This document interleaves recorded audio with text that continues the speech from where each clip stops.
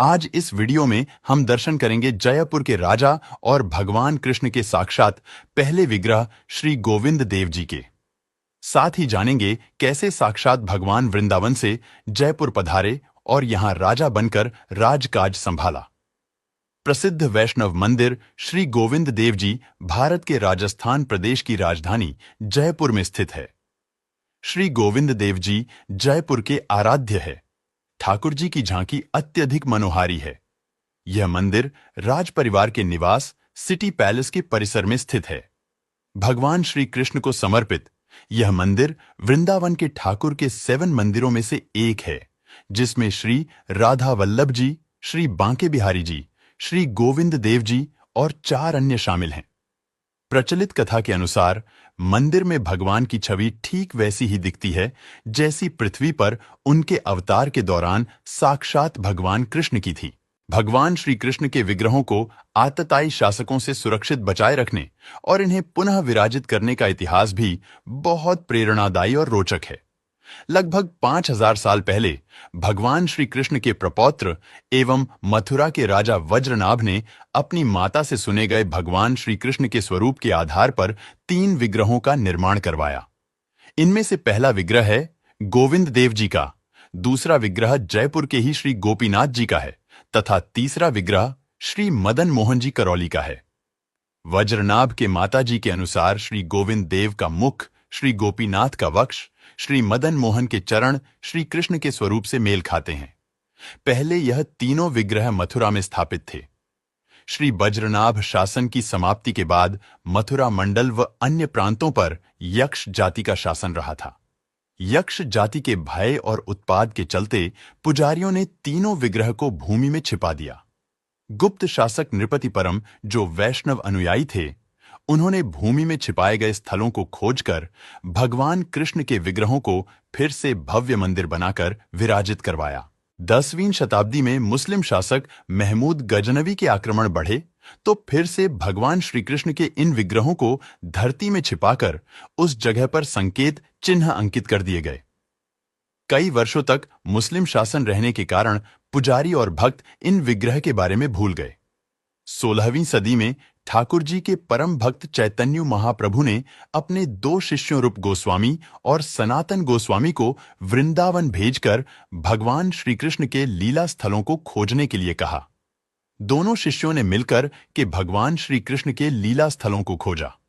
इस दौरान भगवान श्री गोविंद देव जी ने रूप गोस्वामी को सपने में दर्शन दिए और उन्हें वृंदावन के गोमा टीले पर उनके इस विग्रह को खोजने को कहा। सदियों से भूमि में छिपे भगवान के विग्रह को ढूंढकर श्री रूप गोस्वामी ने एक कुटी में विग्रह की प्राण प्रतिष्ठा की। उस समय के मुगल शासक अकबर के सेनापति और आम्बेर के राजा मानसिंह ने इस मूर्ति की पूजा अर्चना की। सन 1590 में वृंदावन में लाल पत्थरों का एक सप्तखंडी भव्य मंदिर बनाकर भगवान के विग्रह को विराजित किया। मुगल साम्राज्य में इससे बड़ा और कोई देवालय नहीं बना था। बाद में उड़ीसा से राधा रानी का विग्रह श्री गोविंद देव जी के साथ प्रतिष्ठित किया गया। मुगल शासक अकबर ने गौशाला के लिए भूमि दान में दी, लेकिन बाद में मुगल शासक औरंगजेब ने गौशाला भूमि के पट्टे को रद्द कर ब्रजभूमि के सभी मंदिरों व मूर्तियों को तोड़ नन्ने का हुक्म दिया तो पुजारी शिवराम गोस्वामी व भक्तों ने श्री गोविंद देव जी, राधा रानी व अन्य विग्रहों को लेकर जंगल में जा छिपे। बाद में आम्बेर के राजा जयसिंह के पुत्र राम सिंह के संरक्षण में ये विग्रह चैतन्य महाप्रभु के शिष्य शिवराम गोस्वामी राधा गोविंद को वृंदावन से बैलगाड़ी में बैठाकर सबसे पहले सांगानेर के गोविंदपुरा पहुंचे थे। राजा मानसिंह ने आमेर घाटी में गोविंद देव जी के विग्रह की प्राण प्रतिष्ठा की, जो आज कनक वृंदावन के नाम से प्रसिद्ध है और यह प्राचीन गोविंद देव जी का मंदिर भी है। जयपुर में बसने के बाद राजा सवाई जयसिंह ने कनक वृंदावन से श्री राधा गोविंद जी के विग्रहों को चंद्र महल के समीप बने जय निवास उद्यान में बने सूर्य महल में प्रतिष्ठित करवाया। गोविंद देव जी को जयपुर का शासक माना गया और वहां शासकीय मर्यादा लागू हुई।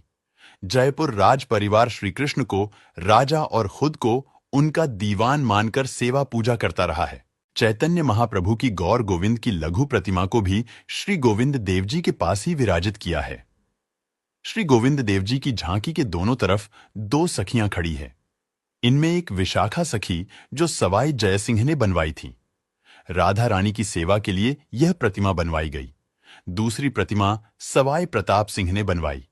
यह ललिता सखी है जो भगवान श्री गोविंद देव जी की पान सेवा किया करती थी। उस सेविका के ठाकुर के प्रति भक्ति भाव को देखते हुए ही सवाई प्रताप सिंह ने उनकी प्रतिमा बनाकर विग्रह के पास प्रतिस्थापित की। राधा गोविंद देव जी के वृंदावन से जयपुर में विराजमान होने के बाद ब्रज क्षेत्र में राधा कृष्ण की भक्ति का प्रचार करने वाले कई संप्रदायों के पीठ भी यहां आ गए। वैष्णवों के लिए श्री राधा गोविंद देव जी मंदिर वृंदावन के बाहर सबसे महत्वपूर्ण मंदिरों में से एक है। गोविंद देव जी मंदिर बिना शिखर वाला मंदिर है। ठिकाना मंदिर श्री गोविंद देव जी महाराज के अधीन 20 से अधिक मंदिर हैं। जयपुर के गोविंद जी मंदिर के सत्संग हॉल ने Guinness book of world record में अपना स्थान बनाया है। यह लगभग 118 फीट लंबा है और इसमें सहारे के लिए बीच में एक भी पिलर नहीं है। 290 टन स्टील और 2000 क्यूबिक मीटर कंक्रीट के साथ इसका निर्माण पूरा करने में 383 दिन लगे। गोविंद देव मंदिर के बाहर पूजा सामग्री और गोविंद देव जी से संबंधित सामान के लिए एक छोटा बाजार भी है। यहां आपको मोरपंख, लड्डू गोपाल की पोशाक, शंख आदि उचित मूल्य पर मिल जाते हैं। गोविंद देव जी मंदिर में दर्शन करने से न केवल व्यक्ति के मन को शांति का अनुभव होता है, बल्कि उसके चारों ओर एक सकारात्मक ऊर्जा का भी संचार होता है। इस मंदिर में श्री भगवान कृष्ण का जन्म पूरे धूमधाम से मनाया जाता है। जन्माष्टमी के दिन पूरे मंदिर को सजाया जाता है और मिठाइयां भी बनाई जाती है। इस मंदिर में जन्माष्टमी के दिन लाखों लोगों का जमावड़ा रहता है। रात को लाइट से सजाया जाता है। मंदिर के पास में छोटे छोटे और भी मंदिर बने हुई है जिनको भी लाइट से सजाया जाता है। गोविंद देव जी को हमेशा मोदक का ही प्रसाद चढ़ाया जाता है, बल्कि गोविंद देव जी को बाहर की वस्तु का भोग नहीं लगाया जाता। बस बाहर की वस्तु खरीद सकते हैं। प्रसाद तो केवल अंदर परिसर में जो मिलते हैं वो ही चढ़ाया जाता है। गोविंद देव जी का प्रसाद बहुत ही स्वादिष्ट माना जाता है। श्री कृष्ण जी के साक्षात स्वरूप का विग्रह होने के कारण भक्तों में गोविंद देव जी के प्रति खासी श्रद्धा है और मान्यता भी है। तीनों विग्रहों के दर्शनों के लिए रोजाना लाखों भक्त आते हैं और हर भक्त इनके दर्शन को लालायित रहता है। जयपुर घूमने आए हर पर्यटक भगवान श्री गोविंद देव जी के दर्शन करने जरूर आते हैं। कहा जाता है कि इन तीनों विग्रहों के दर्शन एक दिन में ही करने को काफी शुभ माना जाता है।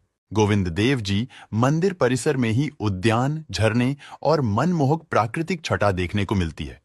यहाँ पेड़ज पौधों पर पक्षी कलरव करते रहते हैं और बंदर अटखेलियां करते रहते हैं।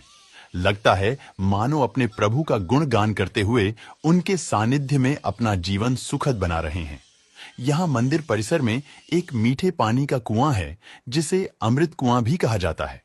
भक्त लोग इस मीठे पानी को पीकर अपने आप को तरोताजा महसूस करते हैं। माना जाता है कि इस कुएं का पानी पीने से कई रोग दूर हो जाते हैं। श्री भगवान की जानकारी के इस वीडियो को आप अधिक से अधिक भक्तों तक पहुंचाने के लिए शेयर जरूर करें और साथ ही कमेंट में जय श्री गोविंद देव जी लिखकर प्रभु कृपा की अनुभूति करें।